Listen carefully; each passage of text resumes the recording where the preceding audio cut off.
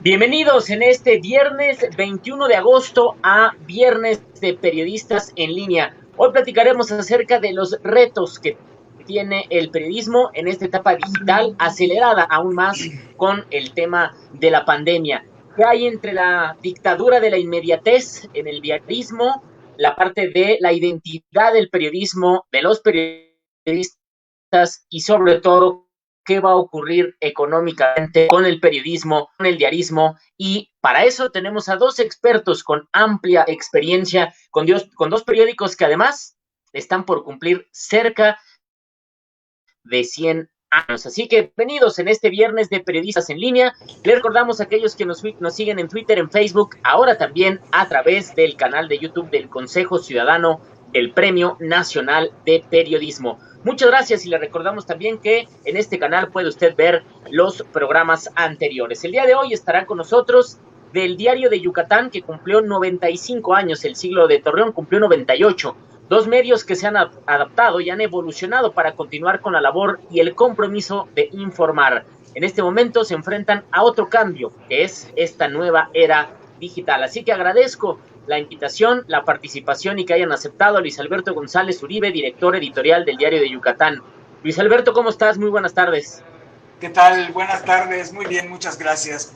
Un saludo al Consejo y un saludo a todos los que se han unido a esta presentación. Muchísimas gracias y también mandamos un saludo y le damos la bienvenida al director editorial del diario, a Johan Uribe Jiménez. Él es subdirector editorial del Siglo de Torreón, diálogo entre colaboradores de esta redacción el día. ¿Cómo estás, mi querido Johan Uribe Jiménez? Muchas gracias por aceptar esta invitación. Armando, buenas tardes a todas las personas que nos sintonizan ahorita a través de esta plataforma de Facebook Live, de YouTube, de todos los canales a través de los que llegamos, por supuesto, Consejo Ciudadano del Premio Nacional de Periodismo, y yo encantado de estar platicando más, sobre todo con alguien que tiene tanta experiencia como mi estimado Beto del Diario de Yucatán. Dos periódicos que están además por cumplir 100 años y eso tiene un valor incalculable. Así que le damos la más cordial bienvenida y con toda presentación a Luis Alberto González Uribe. A lo largo de 29 años ha sido editor de las secciones Nacional, Internacional, Cultura y Espectáculos de un equipo de productores especiales y subdirector editorial del diario, que es parte además de Grupo Mega Media, corporación que incluye medios informativos, empresas de impresión comercial, comercialización de productos, transporte y logística. Además, fue jurado ya del Premio Nacional de Periodismo en el año 2009. ¿Cuáles son, Luis Alberto, los retos del periodismo en esta era digital? ¿Qué hay de esta urgencia por lo inmediato? También por el compromiso con informar, por eso la información útil, eso que le da identidad al periodismo y al mismo tiempo poder ser rentable, poder brindar utilidades para seguir existiendo. ¿Cuáles son estos retos y cómo los estás enfrentando, cómo se está enfrentando allá en Yucatán, Luis Alberto? Bienvenido y buenas tardes. Armando, bueno, igualmente me da mucho gusto compartir esta tarde con Johan en las presentaciones.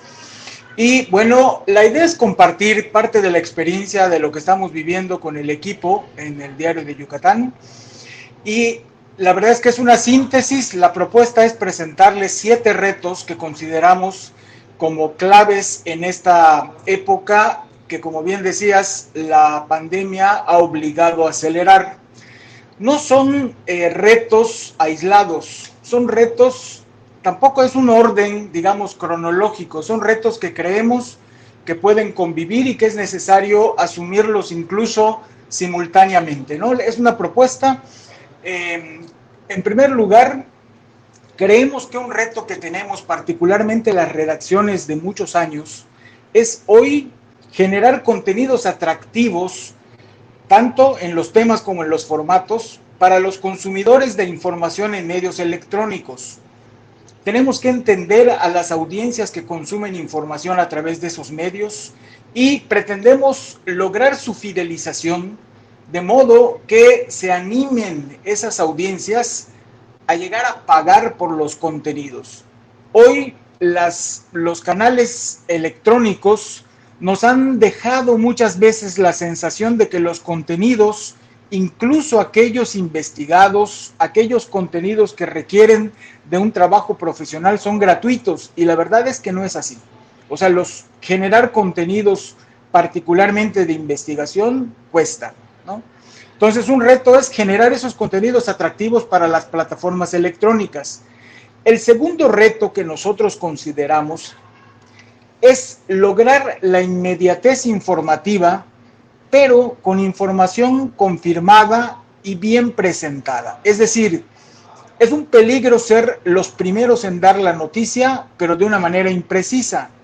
También es un peligro salir demasiado tarde. Entonces, ¿cómo, con periodistas acostumbrados a corroborar con mucho detalle, lograr que nuestras informaciones estén pronto, pero completas o por lo menos bien confirmadas en las plataformas electrónicas?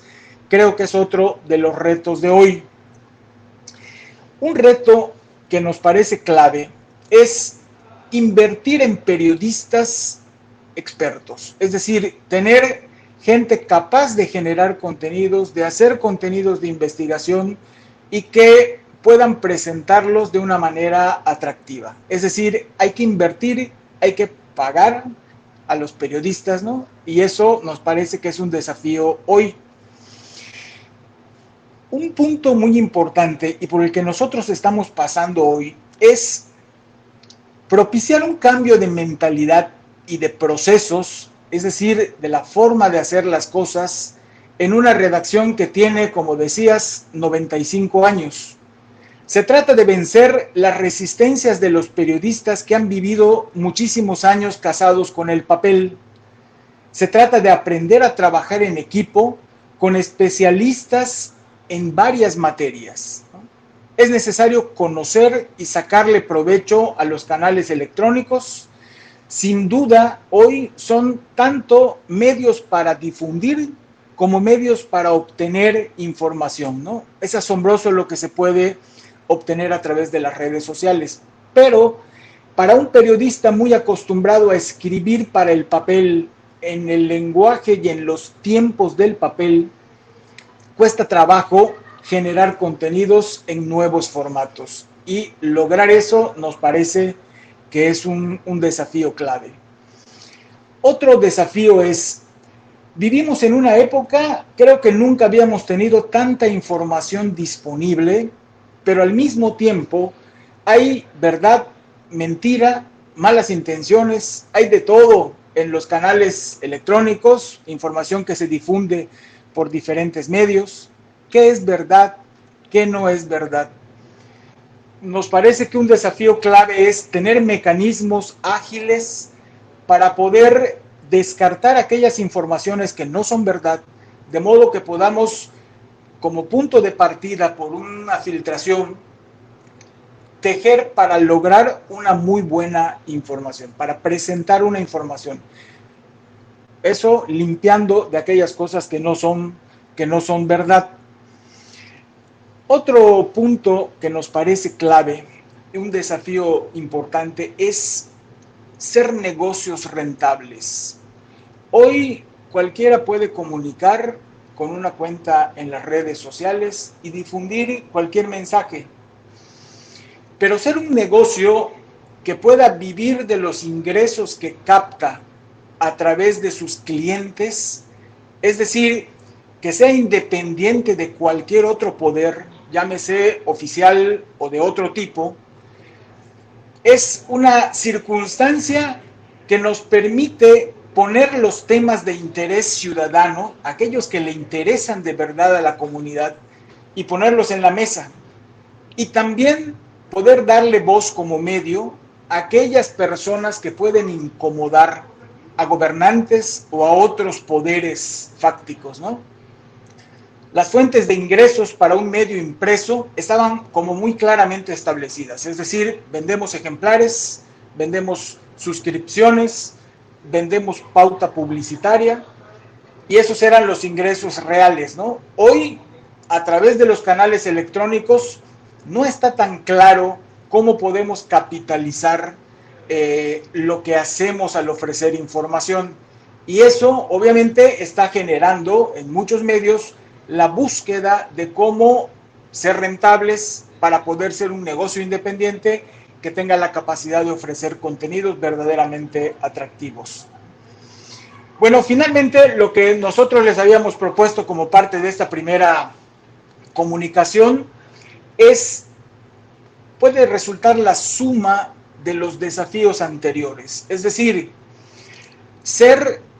tener credibilidad y lograr una adecuada interacción con nuestros clientes nos parece que es un desafío muy importante. Es decir, si aquellas personas que consumen información en nuestros medios impresos, electrónicos, confían en que nosotros reiteradamente les ofrecemos verdad, les ofrecemos temas de interés, pues obviamente vamos a retener a esas audiencias y vamos a poder generar con ellos una interacción, ya sea porque son clientes nuestros a través de los canales de ventas de ejemplares o de los canales electrónicos, logrando su fidelización y conocer cada vez mejor de qué desean estar informados, en qué formato les gustaría recibir la información, de manera que nosotros podamos adaptar nuestras capacidades y nuestros procesos a las necesidades de esas audiencias.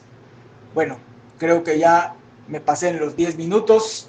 Estos son los 7 puntos que nos parece que son como los desafíos principales hoy, particularmente de un medio como los nuestros, hablando particularmente del Diario de Yucatán, que es la marca insignia de Grupo Mega Media, y que nos enfrentamos a comunicar a través de nuevas plataformas. Muchas gracias, Luis Alberto González Uribe. En un momento más regresamos contigo para hacer un resumen entre esos 7 puntos. Uno está el hacer y realizar contenidos atractivos, el peligro de la inmediatez, el reto de invertir en periodistas que sean expertos y que hagan contenido atractivo, el cambio de mentalidad, la información, el exceso de información que hay en Internet y en esta era digital, el ser negocios rentables y por último la palabra clave que es la credibilidad. Un breve resumen de los retos que enfrenta el periodismo. Vamos a regresar en un momento más con Luis Alberto González porque vamos a dar la bienvenida a Johan Uribe Jiménez. Él es director editorial de El Siglo de Torreón. Ha sido también editor de las revistas Siglo Nuevo y Espacio Abierto. Es colaborador de diferentes medios de comunicación en radio, televisión y prensa escrita. También es jurado del Premio Nacional de Periodismo.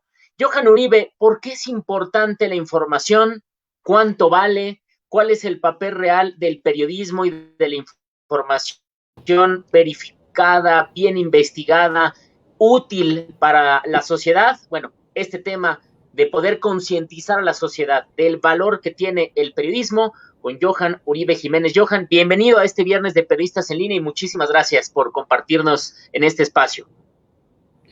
Claro que sí, Armando. Creo que era importante reflexionar un poco sobre lo que estamos atravesando nosotros como sociedad, pero además de lo que estamos atravesando como sociedad, como profesionistas de la información, como personas o actores que trabajan y dependen de un modelo de negocio que se conocía como periodismo y que ahora está más en riesgo que nunca y que pareciera que no hay ruido sobre el riesgo del periodismo, sino más para las personas que trabajamos dentro de los medios de comunicación. Parece que este fuera un tema que nos atañe únicamente a editores, reporteros, medios de comunicación, propietarios de medios y todas las personas que hacemos posible el mundo de la información. Cuando creo que más que nunca el reto consiste, como bien lo explicaba Beto, antes de entender que el modelo de negocio cambió, consiste precisamente en tratar de decirle a la sociedad, de convencer a los espectadores, a los lectores, a los radioescuchas y a todas las personas que son el público hacia el cual nos dirigimos nosotros, que el periodismo como herramienta de información necesaria para la toma de decisiones públicas es de primera necesidad y que cuando el modelo de negocio se encuentra en riesgo, a quienes termina afectando es a todos nosotros. Algo que me llama mucho la atención es que pese al ruido que ha habido, el coronavirus logró algo que pareciera un poco difícil de lograr en otras condiciones, y es que ahora se lea mucho más periodismo y menos noticias falsas en un contexto en el cual la población necesita empezar a formarse para saber qué cosas desechar y qué cosas no desechar de la información que te puede llegar a través de diferentes canales. Lo platicábamos con mi estimado Beto, lo platicábamos con varias personas del propio Consejo Ciudadano del Premio Nacional de Periodismo, por una sencilla razón. Pareciera ser que el espectador da por hecho de que todo el contenido que le llega de los medios de comunicación lo puede acceder de manera gratuita a través de cuál plataforma, sin reflexionar el costo que este modelo de negocio o sin reflexionar el costo que tiene hacer periodismo y que la información le llegue. Hay una cuestión que me llama bastante la atención. Creo que el reto que tenemos nosotros ahorita es asumir que el modelo de negocio cambió y que el modelo de negocio tiene que enfrentarse desde diferentes perspectivas y que nadie nos había dicho cómo enfrentarlo, es decir, no teníamos referentes, porque estos son tecnologías que avanzan de manera inmediata y que no nos permiten a nosotros voltear a ver a quién le ha funcionado y a quién no, porque estamos en el camino del aprendizaje. Sin embargo, nos hemos dado cuenta que el público en general, afuera, los lectores, las personas que nos siguen, cada vez que acceden a una nota por canales como las redes sociales, Facebook, Twitter, porque son seguidores de nuestro tráfico directo, que ingresan cada vez que ponen en la dirección, en la barra de direcciones, la www, el Siglo de Torreón, el Diario de Yucatán, las páginas de nosotros, comprenden que el periodismo tiene valor cuando es impreso, pero que cuando está en la red no. Nosotros nos enfrentamos diariamente a que el público necesita validar las informaciones que giran en la red. Un ejemplo claro es lo que ha pasado en esta pandemia. Hace poco se hizo un ejercicio a nivel regional por unos rumores que habían sobre una sobresaturación hospitalaria de pacientes de COVID que se encontraban agonizando y que fallecían y que eran sacados por casi camionados de una de las clínicas del Seguro Social. La página que informó esto y que se polvorizó de inmediato, se viralizó a través de redes sociales, Facebook y Twitter en materia regional, tuvo mucho éxito y mucha gente dio por hecho porque la página estaba bien diseñada y porque lo decía con un lenguaje convincente. Solamente hasta que se hizo un en vivo, es decir, una transmisión en vivo desde la clínica del Seguro Social, entrevistando al director del Seguro Social, a varias enfermeras, a varios doctores e incluso a familiares de pacientes con COVID que se encontraban recibiendo atención en ese momento, se empezó a contrastar por parte del propio público la noticia falsa. ¿A qué me refiero? La gente tomaba la noticia falsa y donde había la noticia verdadera, la transmisión, el reportaje, y donde estaba la noticia falsa lo ponía como intentando reemplazar. El resultado de este experimento, cuando lo analizábamos, era que la gente daba por hecho, claro, bueno, es que fue tal medio de comunicación con gran prestigio, con gran ejercicio periodístico que fue y nos dijo la verdad. Sin embargo, no consideraban que realizar esa transmisión, encargársela a un periodista profesional especializado que corría un riesgo al estar transmitiendo o realizando la cobertura desde un sitio de alto contagio, más todo el equipo técnico y todo lo que está detrás de eso para que esto sea posible que llegue a mis manos, tiene un valor y tiene un costo. En ese proceso empezamos a entender que el reto principal antes de nosotros cambiar los formatos para poder ofrecer contenidos alternativos, periodismo serio, periodismo de investigación y de calidad, era explicarle al público en general que ser periodista es un oficio, que ser periodista es una profesión y que para ser periodista se va a una facultad, se estudian varios años, se adquiere alguna especialidad, se están haciendo cursos de manera permanente y que ese periodista necesita tener un trabajo o un medio de comunicación o una plataforma, aunque sea independiente, que le garanticen unas condiciones laborales, una seguridad social, que le permitan, como cualquier otro profesionista, ingresar en el mundo económico productivo del país en el que ejerce. Si no logramos que el público en general entienda que de la misma manera que hace con Netflix, con Spotify, incluso con YouTube, cuando paga una cantidad mensual determinada para poder tener un contenido determinado, lo debe hacer con el periodismo, creo que no vamos a poder lograr empezar un cambio verdaderamente sonante. Creo que está en riesgo el modelo de negocio, los medios de comunicación cada vez más le estamos apostando menos a la publicidad, pero no se le está apostando a la formación del público para darle a entender que lo importante no es que te visiten 100,000, 200,000 o 500,000 personas, sino que a lo mejor te visiten 10,000 personas, pero que paguen y con ese pago se pueda mantener una redacción sana en materia económica, ¿no?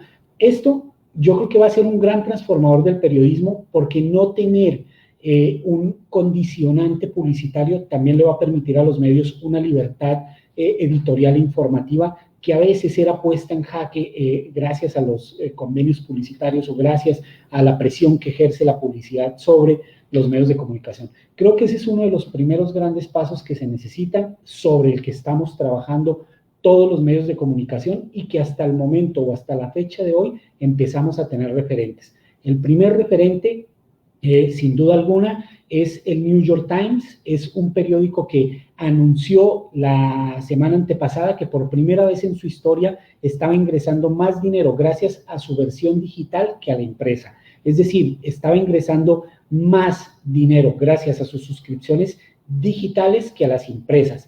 Entre abril y junio, el New York Times, en el momento denominado el trimestre más agudo por la pandemia internacional del coronavirus, facturó 185.5 millones de dólares gracias a la cantidad de suscripciones digitales.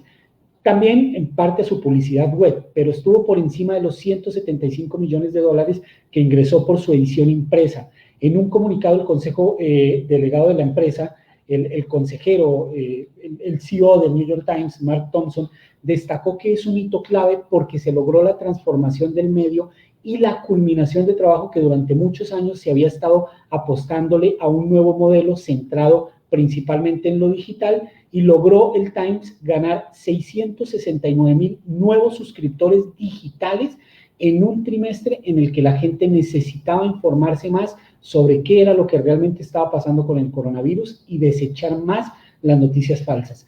Es una noticia para celebrarse, claro, es una noticia para motivarse, claro, porque se va a convertir en un modelo referente para todos los demás medios que tengamos que apostarle a esta transformación que estamos viviendo.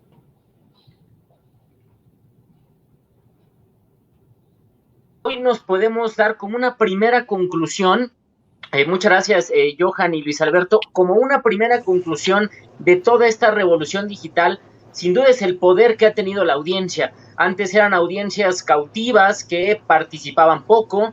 Hoy cambió completamente este modelo de negocio donde las audiencias no solo son pasivas, son activas, colaboran, se publica algo y ellos mismos van enriqueciendo las mismas audiencias, y de pronto también pareciera que casi cualquiera puede reemplazar la labor de un periodista. Y también son las mismas audiencias las que ponen en primer lugar, o a nivel de búsquedas o a nivel de suscriptores, como decías Johan, qué noticia o qué información es más atractiva. Hoy la audiencia ha tenido un mayor protagonismo, por decirlo de alguna forma. Y en este debate, para empezar a platicar entre los tres, es ¿qué hacemos primero? Dices tú, Johan, lo primero es concientizar a esta audiencia en que la información vale. Y Luis Alberto, tú dices, lo primero que tenemos que hacer es contenido atractivo para que la audiencia entonces se interese y así entonces caminar a modelos de negocio distintos. ¿Qué es primero? ¿Hacer y crear contenido atractivo, o que la audiencia diga es importante, cuesta, vale y hay que pagar por esta información? Luis Alberto, ¿cuál sería tu opinión de entre estas dos primeros pasos que tendríamos que dar o que tendrían que dar los periodistas y en general el diarismo en México? Mira, yo creo que Johan lo decía muy bien. Cuando nosotros valoramos algo, nosotros consumimos algo y nos volvemos recurrentes consumidores de eso, entiéndase literatura, entiéndase música, contenidos interesantes. Obviamente, al principio, bueno, yo me voy como enganchando con los contenidos de un periódico, de un medio, de un sitio. Y en la medida que esos contenidos me van cautivando y reiteradamente los busco, ¿no? Llegaré al punto en que si ese medio me dice, hombre, para que sigas consumiendo, es necesario que colabores, ¿no? De manera que, como bien decía Johan, los periodistas que generan esos contenidos, hombre, pues también necesitan tener un ingreso, ¿no? Porque de puro aplauso no vive el payaso, ¿no? Es necesario pagar el ticket de la entrada al circo. Bueno, pues habrá que mocharnos, ¿no? Para que ese medio... No, yo creo que no es una como que es primero o que es segundo, ¿no? Es decir, es cierto, cuando tú quieres consumir algo y estás conquistado por ese tipo de productos, bueno, vas a pagar. Ahora, yo creo que aquí un tema muy importante es cómo segmentar. Es decir, eso que explicaba con mucha claridad Johan, me parece, y nosotros lo hemos buscado, tenemos una pirámide de visitantes a nuestro sitio, y hay visitantes esporádicos que llegan probablemente porque vieron una nota en las redes sociales que les llamó la atención, entraron a nuestro sitio, y a lo mejor no van a volver a entrar, ¿no? Hay unos consumidores mucho más frecuentes, ¿no? Que entran a nuestro sitio un número de veces alto, y hay un número, claro, cada vez se va reduciendo la pirámide, pero hay un número de consumidores que entra muchísimas veces. Es decir, que nos conoce, que nos busca como marca, que consume nuestra información conscientemente, y bueno, creemos que si entendemos qué contenidos quieren esos leales, esos que están mucho tiempo en nuestro sitio, y vamos afinando nuestro ojo para detectar sus gustos, qué consumen, cómo les gusta, y podemos generar esos contenidos de manera adecuada para su interés, hombre, los podemos conquistar, ¿no? O sea, me parece que por allá podría ser, no creo que sea una cosa o la otra. Si tú no te gusta pagar por nada, bueno, a lo mejor nunca vas a ser candidato, a lo mejor tampoco te gusta estar muy bien enterado, ¿no? O mejor dicho, mejor informado. Pero si eres un buen consumidor, seguramente que pagarás por aquello que valoras, ¿no? Johan, hay o el periodismo, y ustedes que están en el diarismo, hay una dictadura de la inmediatez, ¿no? Tiene que ser rápido, tiene que estar corroborada la información, o sea, el reto que tenía que tener un periodista para crear contenido, hoy lo tiene que hacer igual, pero más rápido.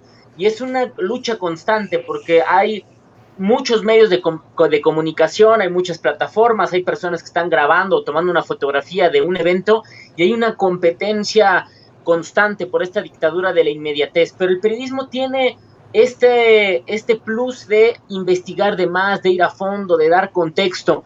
¿Crees que girar hacia la parte de, como decía Luis Alberto, audiencias más específicas, que busquen contenido más específico, muy bien investigado, mucho más profundizado, puede ser un camino hacia un modelo de negocio distinto para el periodismo, con grupos especializados de periodistas que vayan sobre temas de agendas propias de los periódicos? Yo creo que sí, Armando. Yo creo que Beto, como decía mi estimado Beto, Beto dio en el clavo en el quiz. Creo que el modelo de negocios estaba siendo muy mal atendido por parte de nosotros medios de comunicación, porque esa dictadura de la inmediatez no provenía de los medios de comunicación. Creo que más bien había una dictadura del duopolio que son Facebook y Google. Yo creo que, como lo dice Beto, nosotros lo que tenemos que voltear a ver es a nuestro público especializado. ¿A qué me refiero? Cuando, tal cual lo explicaba Beto, cuando tú empiezas a conocer a tu audiencia, cuando empiezas a entender que de esas 400,000 visitas diarias que tienes a tu portal, a lo mejor solamente 50,000 son aquellos visitantes asiduos que permanecen determinado tiempo, que son fieles y que están matriculados con la marca. Cuando tú entiendes y reconoces y entiendes que de esos 50,000 hay un grupo que se queda más tiempo viendo la sección de deportes, y hay un grupo que se queda viendo más la sección de espectáculos, y hay un grupo que ve más las noticias locales, y hay otro grupo que le gusta leer más la crónica o las entrevistas o las editoriales, vas pudiendo entender quién es el espectador que te está consumiendo información. Y de esa misma manera puedes mejorar e incluso segmentar, como lo decía Beto, y entonces crear más contenidos deportivos y enviárselos, notificárselos y adaptárselos a ese consumidor que le gusta más los deportes. Y lo mismo con la política, con las editoriales, con los espectáculos, con la cultura, y eso puede ser muy diferente. La dictadura de la inmediatez nos llegó, pero por la dictadura de los buscadores, es decir, los medios de comunicación nos estábamos concentrando en tener audiencias por millares, pero esas audiencias son de un modelo de negocio que se llama Facebook y que se llama Google. Los medios de comunicación no deberíamos apostarle a esas audiencias masivas porque incluso entendemos que el periodismo de calidad, el periodismo narrativo, el periodismo de investigación, está hecho para una inmensa minoría. Para empezar, está hecho para aquellos espectadores y para aquellos lectores que tienen la paciencia de sentarse a leer. Yo creo que no necesitamos hacer mejores contenidos porque los contenidos los estamos haciendo desde hace 100 años. Es decir, somos medios de comunicación que estamos próximos a cumplir un centenario precisamente porque llevamos un siglo haciendo contenidos de calidad y nos ha permitido estar vigentes y nos ha permitido crecer y nos ha permitido estar a la vanguardia. Entonces yo creo que los contenidos de calidad los tenemos ya, los hemos estado haciendo y los hemos estado cultivando. Creo que lo que tiene que ver es la forma en la que los vamos a distribuir en esa audiencia segmentada, en todas estas personas que logremos nosotros atraer hacia nosotros mismos, conocerlos más y poderles entregar información segmentada. Creo que esto de la inmediatez, de tratar de trabajar en conseguir audiencias por cientos de miles, creo que es un modelo que no le pertenecía a los medios de comunicación. Creo que con el tiempo vamos a entender que ya no necesitamos tener 400, 500 mil, 600 mil seguidores o en una transmisión, sino a lo mejor vamos a necesitar 20 mil, pero 20 mil que sean suscriptores, que paguen, que sean fieles a la marca. Quienes van a tener que seguir dándole a esa dictadura de la información sin corroborar, de la inmediatez, perdón, sin corroborar, haciendo que el ciudadano sea periodista, que también es un riesgo, porque muchas veces puede soltar una imagen, puede soltar un video, puede soltar un rumor sin contextualizarlo ni verificar qué es lo que hacemos los periodistas y generar más desinformación que información con la dictadura de la inmediatez. Creo que los que van a tener que seguir haciendo eso son las redes sociales, son modelos de negocio como Google. Nosotros nos vamos a tener que volver medios de comunicación especializados con un público que va a estar diciendo, yo le apuesto al medio, le apuesto una suscripción porque quiero hacerlo. Creo que no va a ser tan difícil el camino, no sé qué piensa mi estimado Beto, porque creo que al igual que nosotros, los que nos gusta la música y queremos tener el Spotify, entonces pagamos por una suscripción para que no nos pasen comerciales, y quienes queremos ver una película o una serie, pagamos una suscripción de Netflix o de Apple TV o de la que sea para poder acceder a ese contenido. Creo que así hay un número considerable de lectores de periodismo, de consumidores de información que están dispuestos a matricularse con nuestras plataformas y que son conscientes de que un periodista, un reportero, un editor, un fotógrafo, un corrector, todo el andamiaje que se necesita para poder lograr sacar un contenido al aire, son profesionistas que necesitan una estabilidad laboral que les permita acceder a los beneficios que significan tener una seguridad social.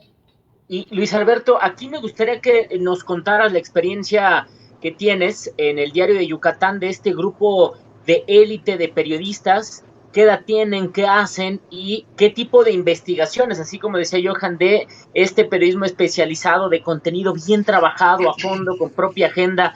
¿Qué experiencia? Platícanos un poco de esto que nos compartías el día de ayer en la charla previa a este viernes de periodistas, Luis Alberto.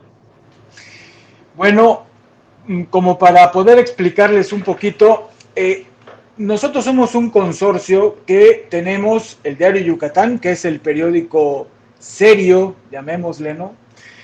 Pero también tenemos medios electrónicos y medios de corte ligero, ¿no? Es decir, medios más entretenidos que se dedican también a otros temas que no son tanto el análisis de la información. Para eso, para cubrir la información del día a día, tenemos un equipo de reporteros al que le llamamos la Agencia Informativa Megamedia. Es decir, hay un grupo de reporteros que todos son especialistas, profesionales, que están haciendo el periodismo del día a día, es decir, cubren los sucesos, cubren las ruedas de prensa, hacen el trabajo de investigación de la que se termina hoy, ¿no? Es decir, la información que vamos a publicar mañana, ¿no? Pero tenemos un equipo en el que están un grupo de periodistas experimentados. Son periodistas que han sido jefes de sección, jefes de información de la corporación, es decir, todos tienen vasto conocimiento, mucha experiencia en el reporteo, y estos periodistas se integran un grupo que le hemos llamado Central 9, es el equipo de investigación, que si bien ellos hacen también trabajo de análisis que de hoy para mañana podemos publicar, su prioridad es generar contenidos de investigación. Es decir, ellos traen una agenda con base en los intereses que tienen los yucatecos y los peninsulares. Obviamente la vamos monitoreando junto con la dirección y junto con el resto de los editores. Vamos monitoreando el trabajo de ese equipo y ellos nos presentan entregables a la semana, a los 15 días, ¿no? Dependiendo de la complejidad del tema que estén trabajando. Ese equipo que creamos hace varios años había estado dedicado a trabajar para el periódico impreso, es decir, los trabajos especiales se veían siempre en el Diario de Yucatán impreso y obviamente pasaban a nuestros canales electrónicos. Pero desde principios de este año invertimos la fórmula con la idea de lo que bien comentaba Johan, que es ofrecer contenidos de calidad en nuestra plataforma electrónica, y los especialistas de Central 9 están generando todos los días contenidos de investigación. Son de agenda propia, son trabajos que ellos van a lo largo de los días, ¿no?, investigando a través de los mecanismos de transparencia, a través del trabajo de campo, de entrevistas de profundidad, análisis de lo que ocurre, ¿no? Y todos los días hemos tenido, desde que arrancó este año, un trabajo especial de esa unidad en nuestro sitio que después se refleja en el medio impreso. Cuando hablábamos hace un rato del cambio de mentalidad, es exactamente eso, ¿no? Es decir, el periodista que estaba acostumbrado a que si su nota aparecía en el impreso tenía un valor, como lo comentaba Johan, ¿no? Hoy cada vez están valorando más que sus contenidos en un sitio tengan un alcance que puede ser incluso mayor que el que tiene en el medio impreso, ¿no? Hemos tenido trabajos de ese equipo de Central 9 que han logrado 60,000 páginas vistas, ¿no?, en 2 días. Y haciendo una revisión en las últimas semanas, como un dato que puede ayudar a entender, nuestro promedio de páginas vistas de las noticias que están en yucatán.com, que es nuestro sitio, es de 2,000 más o menos, ¿no? 2,200 páginas vistas. Es el promedio entre las que tienen muy bajos y muy altos. El promedio de los trabajos de Central 9 está cerca de 10,000. Es decir, los trabajos de investigación tienen en promedio 5 veces más el número de páginas vistas que los trabajos del día a día, ¿no? Es decir, como decía Johan, la gente que le dedica más tiempo a informarse con profundidad, a enterarse de contenidos de mayor valor, le dedica tiempo y consume mucha más información investigada, ¿no? Más o menos es como funciona ese equipo, que pues todos son jóvenes, no voy a decir edades porque nos están viendo y se pueden ofender.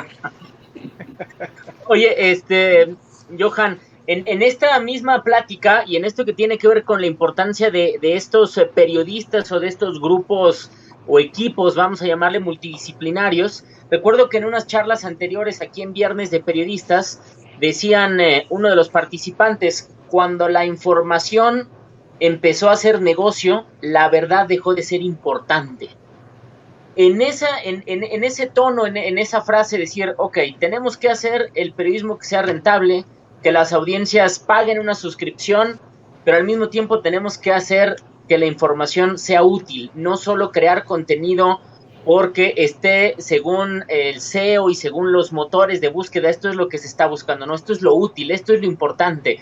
¿Cómo encontrar, desde tu opinión, Johan, este equilibrio entre ser negocio, pero poner la verdad por delante y seguir cumpliendo la misión y la vocación del periodismo con el reto del diarismo? Porque una cosa es la academia y otra es estar en la trinchera diaria como están ustedes, ¿no? Que es complicadísimo. Sí, sí, es importante porque a veces es muy difícil, ¿no?, entender que hoy estás trabajando, realizando tu portada, la edición de mañana, luego te acuestas a dormir, en la mañana agarras el periódico, estás viendo, pero ya estás pensando en la del día siguiente, que la inmediatez, el diarismo es una cotidianidad que consume mucho. Hay una frase también que bromeábamos mucho entre los lectores de historia y de periodismo cuando la decíamos, y era aquella frase que se decía que desde que Gutenberg inventó la imprenta, la libertad de expresión es la opinión del dueño de la imprenta. Creo que esta reinvención del modelo de negocio del periodismo es una oportunidad para que cada vez se le dé más libertad a los medios de comunicación y a los medios independientes y a toda aquella persona que genere información. Porque creo que tumbar la barrera de la publicidad, de los modelos de negocio, del periodismo y apostarle a los suscriptores y apostarle al público y entender que si te debes cada vez más al público, tienes que responderle al público con la información de calidad, creo que es una apuesta que nos va a dar una oportunidad de la reinvención del negocio. Algo que decía Beto que es sumamente importante es darnos cuenta cómo los trabajos de investigación pueden competirle al periodismo, ¿cómo podríamos decirlo sin generar ruido? Al periodismo light o al periodismo suave. Es decir, nosotros tuvimos una comparación de un ejercicio, tenemos un video que subimos a nuestro canal de Siglo TV, en el cual un grupo de periodistas ingresó al área COVID del Hospital General de Torreón, al área COVID, dentro del área COVID, ingresaron al área COVID para narrar un poco lo que significa el día a día del personal médico que enfrenta la pandemia del coronavirus, pero también con testimonios de personas que estaban en cama, en un área COVID, y tratando un tanto como de concientizar a la gente de afuera de que el virus sí existe, de que es una realidad y de que estas personas pues están enfermas, que había que entrar con muchas medidas de precaución, tratando de informar la experiencia de lo que se vive adentro, pero también de concientizar al público en general y decirle la pandemia sí es real. Nos sorprendió, por ejemplo, que la cantidad de visitas que tuvo este video, que se mide por decenas de miles, como dice Beto, se midió con la audiencia que hubiera podido tener el destape de alguna actriz o el escándalo de algún actor o de algún deportista, o noticias que suelen ser muy visitadas dentro de los portales. Y entender que este contenido especializado, que además es un video que no dura 2 o 3 minutos como la mayoría de los videos, sino que dura 14 o 16 y que requiere mucho más tiempo de atención, y lograr entender que tiene muchas más visitas que la nota, esta nota light del espectáculo, o esta nota que es muy consumida, pues nos da también un norte de que hacer este trabajo de investigación, hacer este trabajo especializado, hacer este trabajo que requiere un poquito más de atención, pues nos va a permitir a nosotros atraer también audiencias por decenas de miles. Entonces, yo creo que entender que el nuevo modelo de negocios, tenemos que apostarle a los lectores, tenemos que debernos a los lectores, a los suscriptores, que necesitamos más suscripciones digitales, que necesitamos hacer que la gente entienda que ser periodista es una profesión, un oficio, que también muchas veces nosotros los periodistas nos hemos encargado de desvirtuar. Nada más como una anécdota pequeña, que yo sé que hay mucha gente que nos va a ver y se va a molestar un poco con lo que digo, pero una vez yo tengo un amigo doctor que es muy, muy amigo mío, y entonces de repente el doctor me decía, oye, es que yo quisiera escribir sobre cine porque me gusta mucho el cine, me decía este amigo médico, ¿no? Entonces yo le decía bromeando a él que a mí me gustaba mucho porque hubiera querido ser cirujano, ¿no? Entonces decía, bueno, ¿cuándo me dejas ir a operar a alguien ahí en tu consultorio, no? Entonces me decía, ¿cómo que te...? Yo decía, bueno, los periodistas, quienes hacemos los periódicos, quienes consultamos, quienes hacen reseñas de cine, quienes están entrevistando, pues son personas que estudiaron una carrera, que su trabajo es estar sentados 8, 9, 10 horas verificando información confirmada. Es decir, no es un oficio que no le hemos dado prioridad al oficio como tal. No sé si les ha pasado, pero cuando nosotros vemos, por ejemplo, sobre todo en Estados Unidos y en Europa, lo podrá decir mi estimado Luis Alberto, que también es un lector asiduo de literatura, muchas veces vemos, por ejemplo, que las editoriales, sobre todo las norteamericanas y las europeas, en la contraportada de las novelas, la que sea que estemos leyendo en este instante, suelen poner en la parte de atrás o en las camisas, suelen decir, tal periodista opina tal cosa. Los jurados de los premios de literatura de muchos festivales de cine suelen ser periodistas especializados. Y en México no hemos logrado entender que nosotros, los periodistas, entre más especialización tengamos, nos convertimos en referentes de muchas áreas, como la cultural, la financiera, la de espectáculos. Entonces creo que también tenemos un reto que debemos valorar y es entender nosotros como profesionistas de la información que tenemos que hacer que nuestro oficio se valore, que luzca más, que tenga un peldaño social más allá de esa inmediatez del Twitter y del Facebook. Johan, muchas gracias. Regreso contigo en un momento más. Ya estamos ahora sí que empezando a aterrizar, a ir a la parte final de este programa.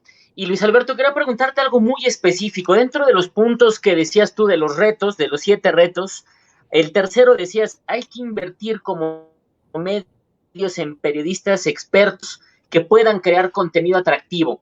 En ese sentido, ¿cuál es la recomendación para las universidades y también para los estudiantes para saber a dónde deben dirigirse, qué habilidades deben de desarrollarse, deben de apuntalarse? Porque antes era saber leer, contextualizar, tener rigor en la información, tener un bagaje cultural de diferentes temas, etcétera. Pero hoy hay que saber del mundo digital, hay que saber de WordPress, hay que saber de SEO, hay que saber de edición, hay que saber de cámara. De pronto un periodista de estos robusto en habilidades es difícil de encontrar. En ese sentido, ¿qué recomendaciones para las universidades y para los periodistas, tanto los que están por empezar su carrera, como aquellos que ya están en este oficio del periodismo?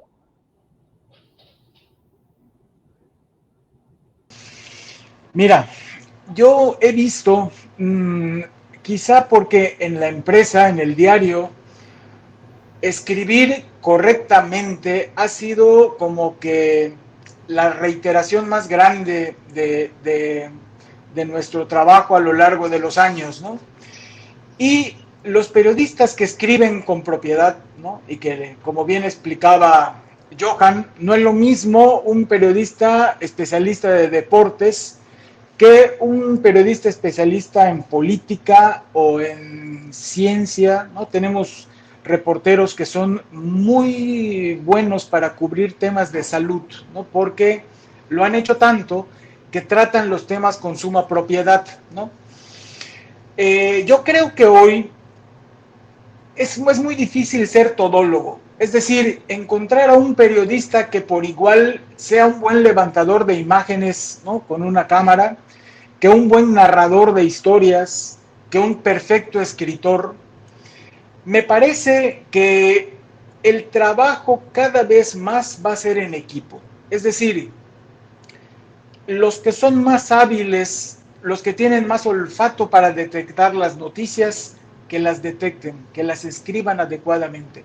Ahora, una experiencia que me ha parecido muy interesante, en la redacción del diario, hoy tenemos a gente de muchas generaciones, ¿no?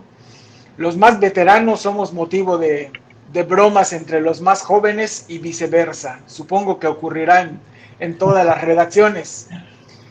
Pero una experiencia ha sido fuerte tenemos a gente súper cuidadosa, profesional, creativa, que hace los reportajes que menos te imaginas y que resultan piezas muy dignas de leerse, ¿no?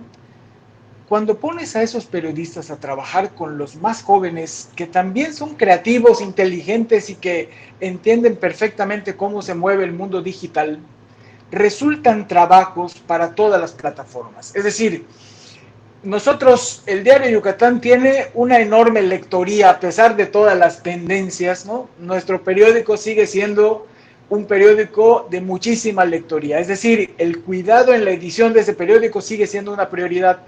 Pero nuestro portal también tiene un altísimo tráfico, ¿no? Y es decir, tenemos también que cuidar que los entregables que hacemos para nuestro portal también cumplan con todos los requisitos.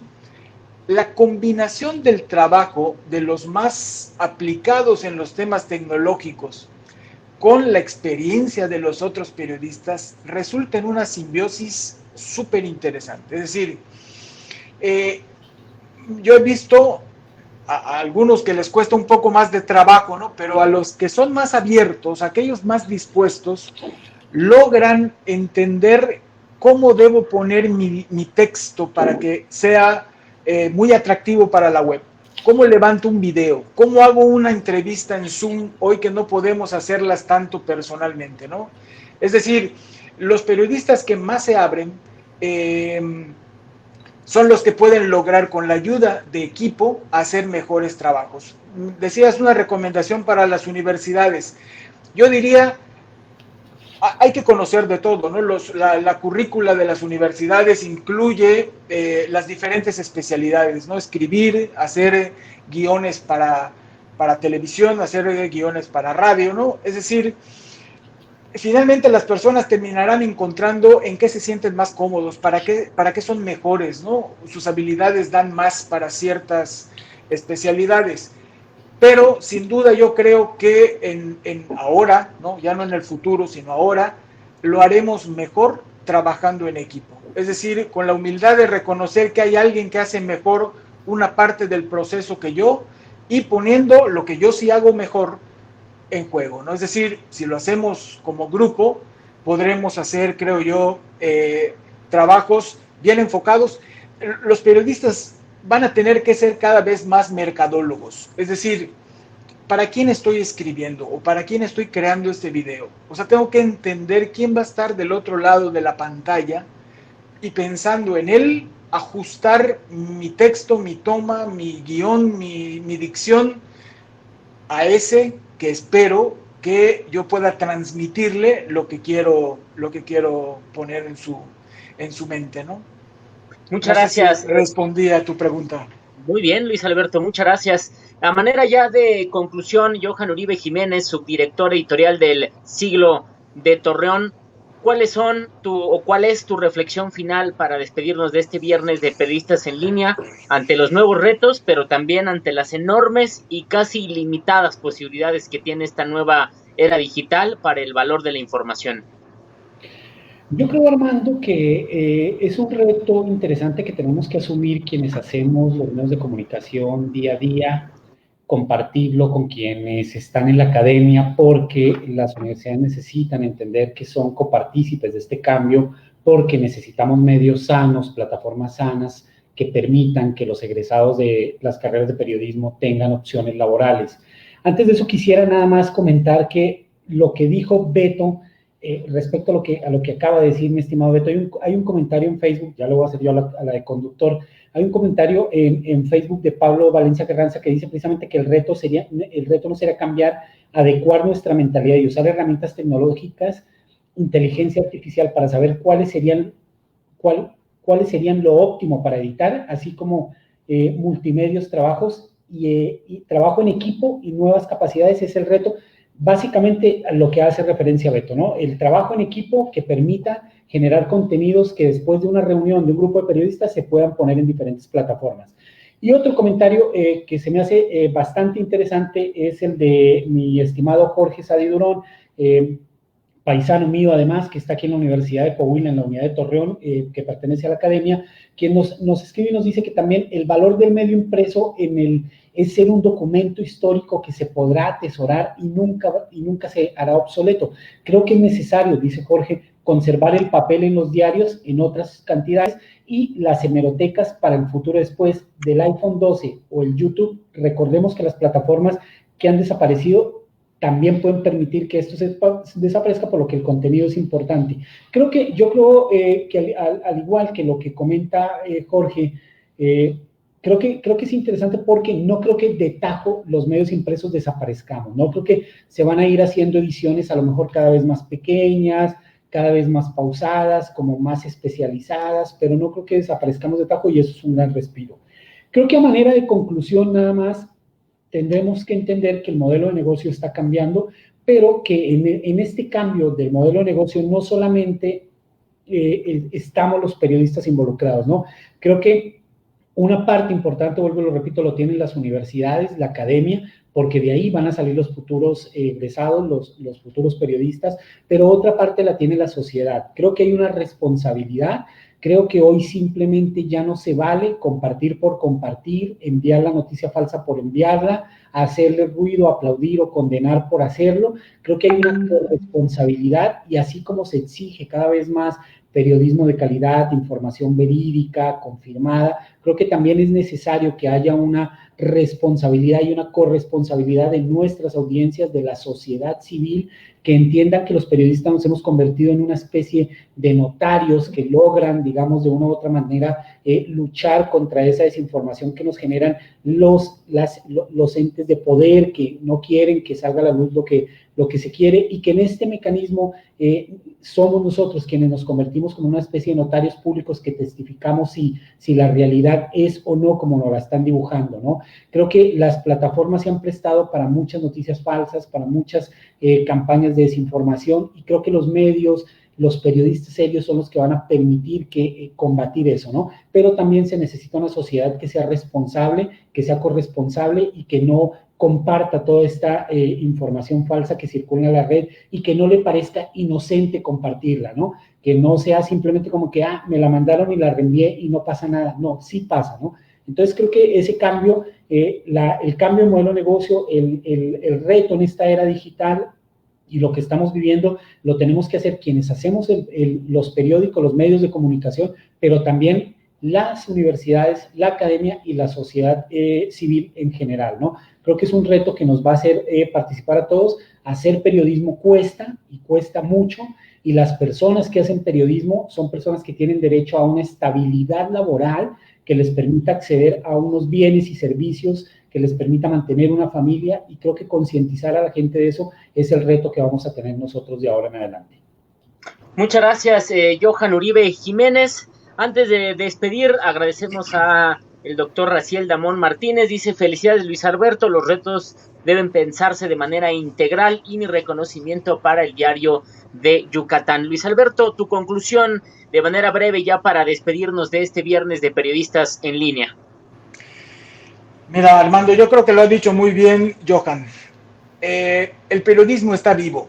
Es decir, el periodismo que se ha visto, o que nosotros lo hemos visto mucho a través de una página impresa, esperemos que siga ese formato durante mucho tiempo.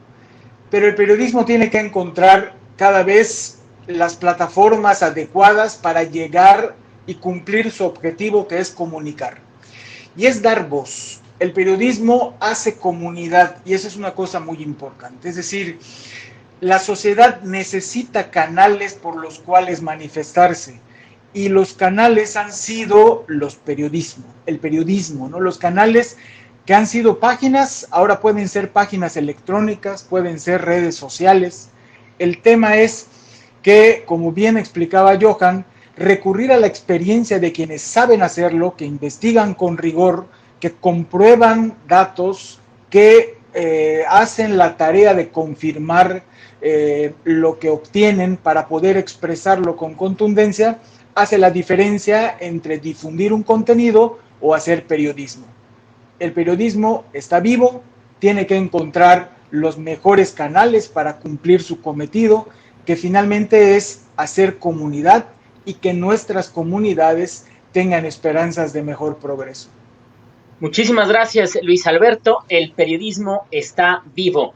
Agradecemos a Luis Alberto González Uribe, director editorial del Diario de Yucatán, y a Johan Uribe Jiménez, que es subdirector editorial del Siglo de Torreón. Este diálogo entre colaboradores, y recordar que el Diario de Yucatán cumplió 95 años y el Siglo de Torreón 98 años. Javier Caballero, muy interesante, Johan y Luis Alberto, por las experiencias, muchas felicidades. Así que les agradecemos esta charla de viernes de Periodistas en Línea. Recuerde que puede seguir estas transmisiones en el canal de YouTube del Consejo Ciudadano del Premio Nacional de Periodismo, www.yucatán.com.mx, por si quiere seguir el Diario de Yucatán, @Diario de Yucatán, y @Torreón, el Twitter de también el periódico de Torreón, el Facebook @elsiglo.mx. Muchísimas gracias, Luis Alberto. Muchísimas gracias, Johan Uribe, y nos vemos el próximo viernes de Periodistas en Línea.